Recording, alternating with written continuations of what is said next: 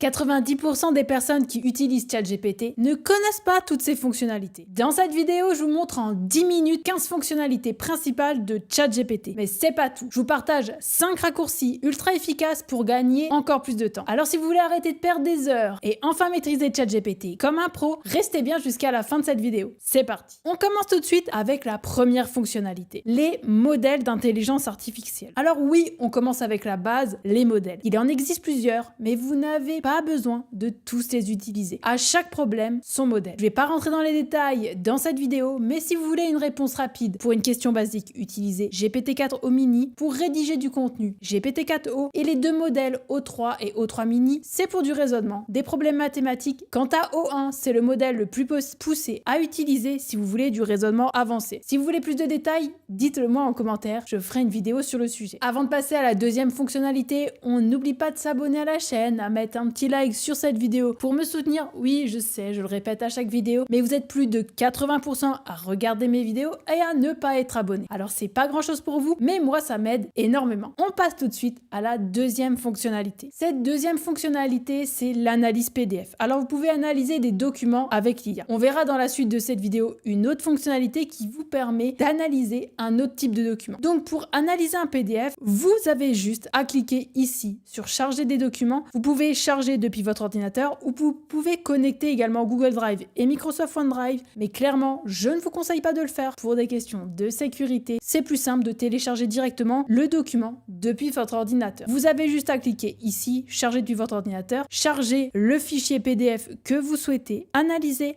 l'ouvrir et à poser votre question. Une astuce, posez des questions précises. Ne mettez pas des fichiers de plus de 50 pages, déjà 20 pages, c'est déjà pas mal. Et posez des questions précises. Pas forcément, donne-moi les informations du document, non. Plutôt, extrais-moi les informations importantes par rapport à tel point. C'est des choses comme ça qui vous permettront de gagner du temps et d'obtenir des réponses vraiment précises. La fonctionnalité suivante, c'est la génération d'images. Alors pour ça, vous allez pouvoir profiter de DALL-E. Alors oui, on peut générer des images avec ChatGPT, mais vous n'allez pas obtenir quelque chose de réaliste, c'est assez bloqué. Si vous voulez générer des images vraiment de qualité, je vous conseille d'utiliser plutôt BlueGPT. Il y a 20 modèles de génération d'images. Vous devrez trouver votre bonheur. Et en plus de ça, vous pouvez générer des prompts en français, pas forcément optimisés. BlueGPT se charge vraiment de générer l'image parfaite. Mais pour générer une image sur ChatGPT, vous avez 3 façons d'y accéder. La première, c'est de simplement lui préciser de génère, hop, une image. Donc on va mettre de paysage extraordinaire. Et là, ChatGPT va vous générer l'image. Vous avez cette option. Et là, vous allez obtenir directement cette image. La deuxième façon de faire, c'est de mettre slash et de cliquer sur dessiner. Ici, vous allez avoir dessine qui va s'apparaître et automatiquement, vous allez pouvoir générer une image. Ça, c'est déjà une astuce et je vous la donne déjà dès maintenant. Et la troisième façon de générer une image, et là, très peu de personnes la connaissent, c'est que vous pouvez directement aller dans les GPT. Ici, vous tapez DALL-E, vous cliquez sur démarrer le chat et vous allez directement tomber dans le GPT qui vous permet d'utiliser DALL-E pour pouvoir générer une image. L'avantage de passer par ici, c'est que vous allez pouvoir profiter de différents styles différents pour pouvoir générer votre image et de pouvoir également modifier le format, chose que vous ne pouvez pas faire avec les 2 premières options. Donc ça voilà, c'est déjà une astuce supplémentaire et très peu de personnes la connaissent. Donc c'est cadeau, c'est pour vous, c'est dans cette vidéo. La 4e fonctionnalité, c'est l'analyse des tableurs Excel. Alors cette fonctionnalité, elle est possible, mais elle demande de bien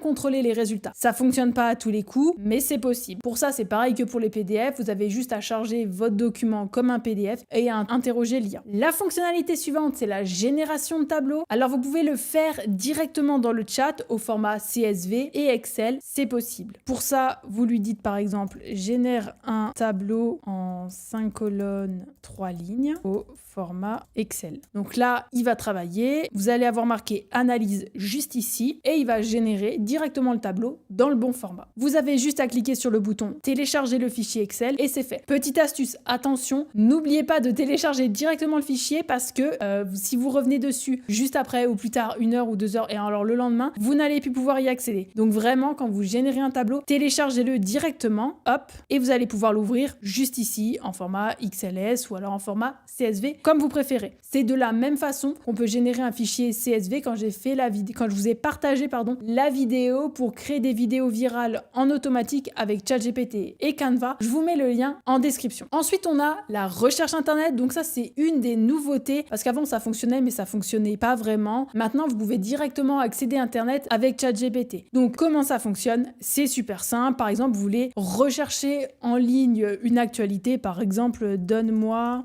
l'actualité il y a du jour. Il va aller rechercher l'information en ligne directement, sans que vous ayez besoin de préciser quoi que ce soit. Donc là, il fait la recherche, hop, et puis il vous met la source juste ici. Si ça vous dit que je fasse une vidéo sur la recherche internet avec ChatGPT, pareil, dites-le moi en commentaire parce qu'il y a vraiment pas mal d'astuces à connaître. Donc vraiment, voilà, n'hésitez pas. Pour la recherche internet, vous pouvez donc le faire de cette façon-là. Vous pouvez également cliquer sur rechercher. Ça va forcer ChatGPT à aller chercher la réponse en ligne. Ou alors, une troisième option, vous pouvez partager directement un lien ici dans la barre de recherche et lui poser une question sur le site internet. Comme ça, il va aller chercher la réponse directement sur ce site internet. Ça vous permettra d'avoir un résumé, d'extraire les informations importantes, etc. Voilà, vous pouvez le faire également de cette façon-là. On passe à la fonctionnalité suivante et la fonctionnalité suivante, c'est les GPT. Alors, qu'est-ce que les GPT? Les GPT, c'est des assistants IA personnalisés et spécifiques qui sont capables de rédiger une tâche précise. Exemple, ici, vous voyez, moi, j'ai créé le prompt GPT. Ça veut dire que quand je vais l'activer juste ici, il va me générer un prompt optimisé en automatique. Pareil, si ça vous intéresse, je peux vous donner l'accès gratuitement pour que vous puissiez vous aussi en profiter. Donc là, on va faire un exemple. Un prompt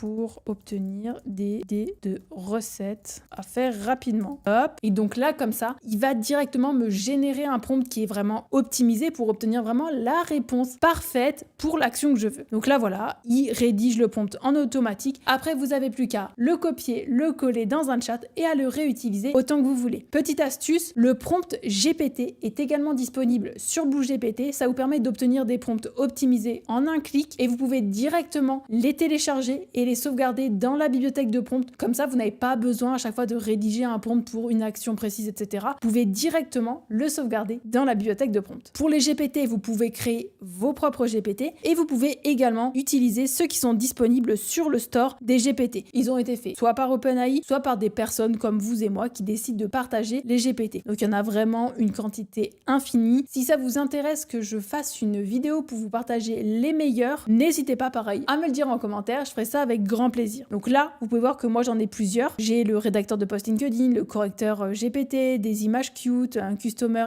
SEO bot, prompt GPT, etc. Voilà, j'en ai plusieurs que j'utilise vraiment au quotidien et donc ça me fait gagner vraiment énormément de temps. Un petit conseil et une petite astuce, je vous conseille vraiment de créer des GPT pour les actions et les tâches que vous utilisez souvent avec l'IA. Comme ça, vous allez vraiment gagner encore plus de temps et obtenir du contenu vraiment personnalisé. Pareil, si vous voulez que je refasse une vidéo pour vous montrer comment créer des GPT personnalisés, ultra optimisés, dites-le moi en commentaire, je ferai ça avec grand plaisir. On a une nouvelle fonctionnalité qui est la fonctionnalité des projets. Donc les projets, ils vous permettent de regrouper les chats, les fichiers et les instructions personnalisées dans un seul endroit. C'est vraiment très utile parce que voilà, vous voyez, moi dans vidéo YouTube, je vais pouvoir remettre tous mes chats et tous mes exemples directement dans ce projet. Si par exemple, je veux générer un nouveau chat et que je veux directement le classer dans cette catégorie, je peux directement le lancer depuis ici. Donc ça, c'est vraiment très intéressant. Les projets me permettent également d'ajouter des fichiers pour donner plus de contexte et ça va vraiment pouvoir me créer un environnement, un espace de travail personnalisé pour une action précise. Donc là, pour les vidéos YouTube. Donc par exemple, si j'ajoute des instructions, ça va me permettre de personnaliser la manière dont ChatGPT répond à ce projet. Donc si par exemple, je veux générer des scripts de vidéos YouTube, je vais lui dire à chaque fois, tu me réponds par bullet point. Vous voyez ce que je veux dire? C'est cette idée-là. Un projet, c'est pour une action précise, une catégorie précise. Ça vous permet de classer les chats et vraiment de créer un espace fermé, bien personnalisé pour une action précise. Voilà. Donc pareil, si jamais vous voulez que je fasse une vidéo sur le sujet, dites-le moi en commentaire. La fonctionnalité suivante, c'est Canva. C'est l'éditeur de texte qui est directement accessible sur ChatGPT. Ça vous permet quoi? Ça vous permet de créer du contenu long directement dans ChatGPT avec un éditeur de texte pour pouvoir le modifier. Comment l'utiliser? C'est super simple. Par exemple, génère un article de blog sur l'histoire de Nike. Voilà. Là, normalement, le Canva va s'ouvrir. Voilà, vous voyez, il s'ouvre directement. Donc ça, c'est ce qu'on appelle le Canva. C'est l'éditeur de texte. Et vous avez ce double écran qui s'affiche devant vous. Ici, c'est le chat qu'on retrouve de l'autre côté. Et ici, c'est l'éditeur de texte. Donc comme ça, en fait, ChatGPT va directement rédiger ici. Donc là, je vais le laisser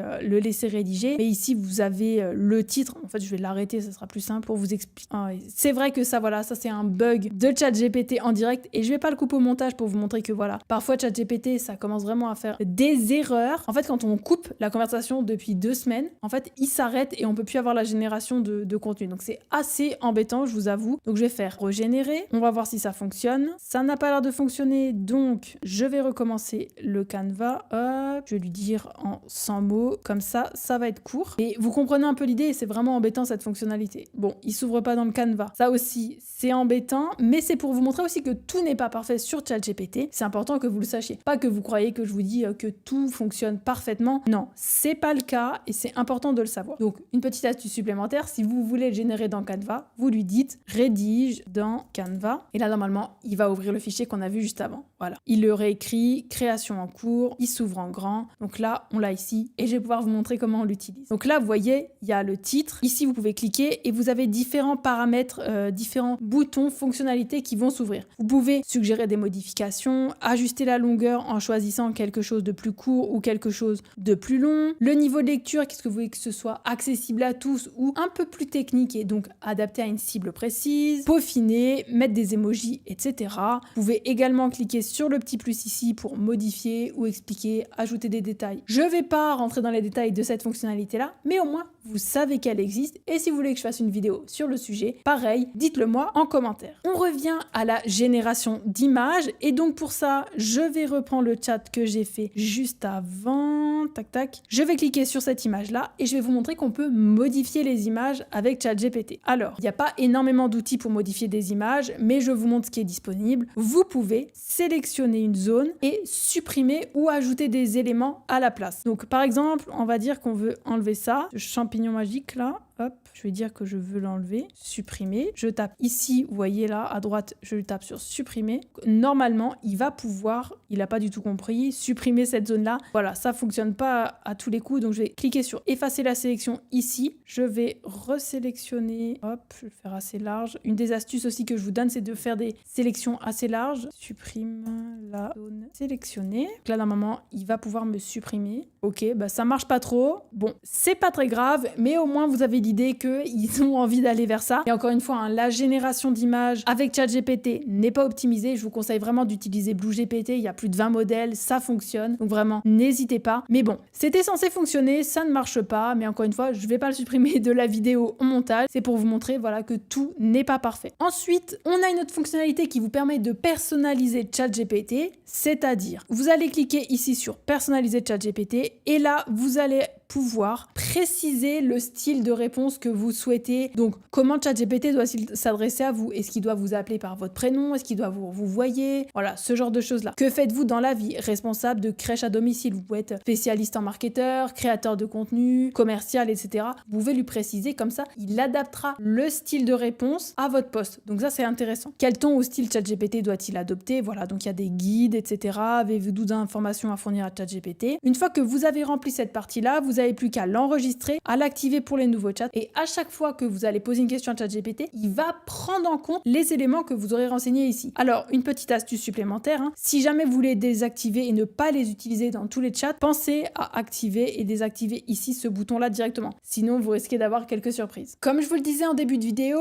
vous pouvez analyser des PDF, analyser des documents Excel, mais vous pouvez également analyser des images. Et ça, c'est vraiment très performant. Honnêtement, moi, je l'utilise vraiment très très souvent. C'est la fonctionnalité Vision. J'adore l'utiliser sur BlueGPT. Ça fonctionne parfaitement avec Gemini et encore mieux que sur ChatGPT. Donc vraiment, c'est incroyable. Une fois que vous prenez l'habitude d'utiliser cette fonctionnalité, vous pouvez plus vous en passer. Alors, en quoi ça consiste? Donc, par exemple, si je veux partager une image, donc par exemple, ça, c'est une image que moi j'ai faite et que je vous ai partagée sur LinkedIn et sur les réseaux. Si vous l'avez pas encore eu, n'hésitez pas à vous abonner sur LinkedIn. Je vous en partage régulièrement des astuces comme ça. Mais ça, par exemple, vous voyez, c'est une fiche avec du contenu textuel dessus. Donc, au lieu de devoir tout réécrire à la main, etc., je partage à ChatGPT la fiche et je lui demande de me réécrire le contenu de cette fiche en automatique. Donc, je vais lui dire réécris le contenu de la fiche. Et là, vous voyez que ChatGPT me rédige exactement le contenu de cette fiche. Vous voyez, ici, j'avais ça, abonnement ChatGPT gratuit vs payant. Donc là, voilà. Et là, il est en train vraiment de me rédiger le contenu en entier. Il respecte la structure, il respecte l'ordre. Donc c'est vraiment très très pertinent. Vous pouvez aussi l'utiliser dans le cadre perso pour générer des recettes à partir des photos de votre frigo, vous aider à réparer, à faire du bricolage à la maison, mais également à faire des comptes rendus de réunion à partir des prises de notes que vous avez fait. Enfin voilà, si jamais vous voulez que je fasse une vidéo sur le sujet, n'hésitez pas à me le dire en commentaire. On a bien sûr le mode vocal que vous pouvez utiliser à la fois sur ordinateur et sur téléphone. Ça fonctionne aussi. Donc vous pouvez l'utiliser pour rédiger. Au lieu de rédiger ici avec le clavier, vous pouvez directement lui parler et il va rédiger. Et vous pouvez également échanger avec ChatGPT. Je ne vais pas rentrer dans les détails dans cette vidéo, mais si ça vous intéresse, pareil, dites-le moi en commentaire. Comme on parle bien sûr de téléphone, vous avez l'application mobile. Alors attention, très très important, pensez à télécharger la bonne application. C'est l'application d'OpenAI. Vous devez jamais repayer pour l'utiliser. Vous devez également retrouver l'historique de vos recherches. Que vous avez sur votre ordinateur, vous devez obligatoirement le retrouver sur votre téléphone. Donc très important, téléchargez bien l'application d'OpenAI et pas une autre. Je vous mets bien sûr le lien en description sur Android et sur iOS. Vous avez également l'application sur ordinateur pour avoir accès directement avec ChatGPT, mais personnellement, je suis pas fan. Autant l'utiliser directement sur Internet parce que parfois il se lance pour rien. C'est un peu embêtant pour l'instant, donc honnêtement, je vous conseille de rester sur le navigateur. Vous avez également l'extension de recherche. Donc ça va vous permettre d'utiliser directement ChatGPT sur Google. Pareil, je suis pas fan, je vous conseille pas. Si vous utilisez la recherche sur Google, vous utilisez Google. Si vous utilisez la recherche sur ChatGPT, connectez-vous à ChatGPT. Voilà, ça c'est mon avis. Dites-moi ce que vous en pensez en commentaire. C'est toujours intéressant de pouvoir échanger avec vous. Et on arrive déjà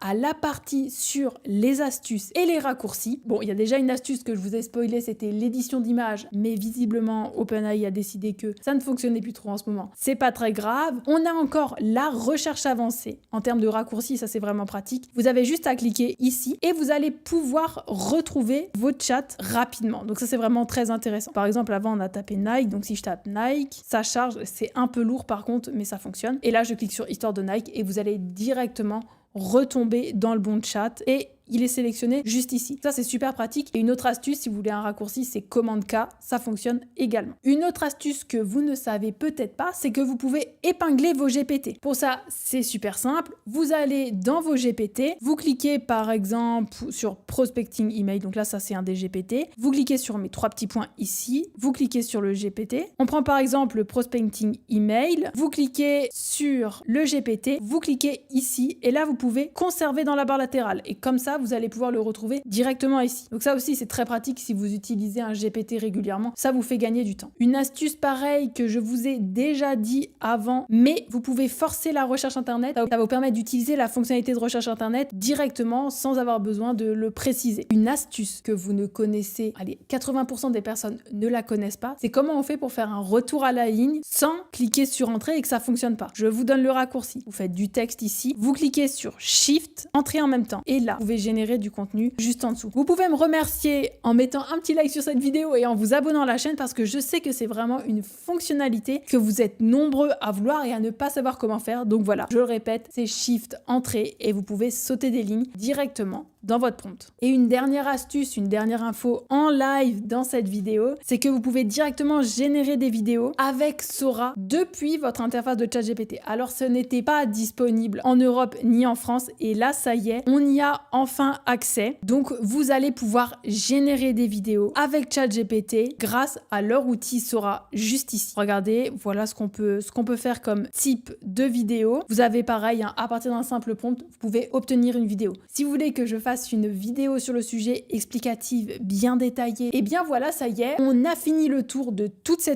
ces fonctionnalités, pardon. Je vous mets bien sûr un récap complet en description pour que vous puissiez tous les avoir et les utiliser, les tester. Dites-moi en commentaire si vous les connaissiez tous, dites-moi lesquels vous aimez utiliser, celles que vous appréciez le moins. C'est toujours intéressant d'avoir votre tour. Et puis bien sûr, si vous avez des idées de vidéos, dites-le moi en commentaire. N'oubliez pas de s'abonner à la chaîne, à mettre un petit like. Et moi je vous dis à très vite dans une prochaine vidéo. Bye!